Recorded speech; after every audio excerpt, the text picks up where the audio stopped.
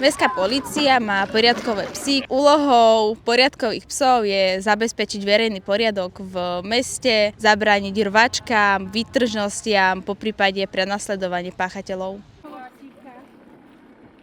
Predvedla som nejaké cviky poslušnosti, chôdzu pri nohe, nejaké obraty, polohy na mieste a ako psík dokáže používať svoj nožtek, vyhľadávanie, konkrétne obušku.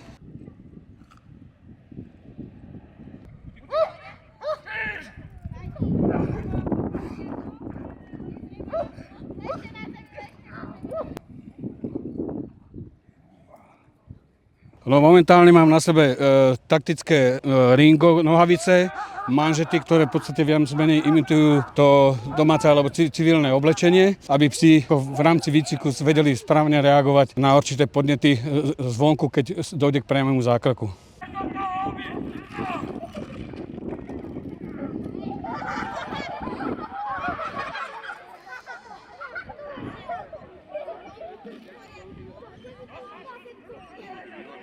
Mestská polícia má teraz belgických ovčiakov, nemeckých ovčiakov a ja mám v príprave holandskú ovčiačku.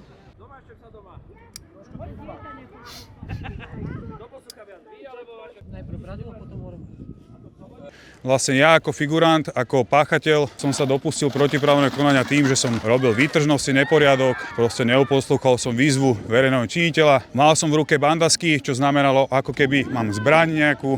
Tým, že psovod videl, že mám v rukách zbranie, pustil psa bez náhubku. Pes ma zadržal tým, že vlastne ma kusol do ruky.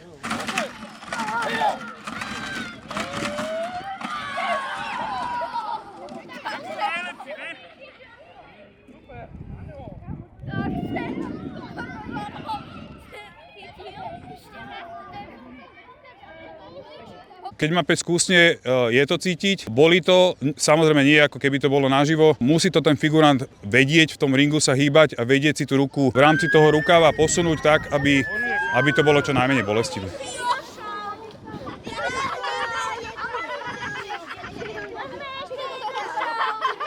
Stačilo, babi.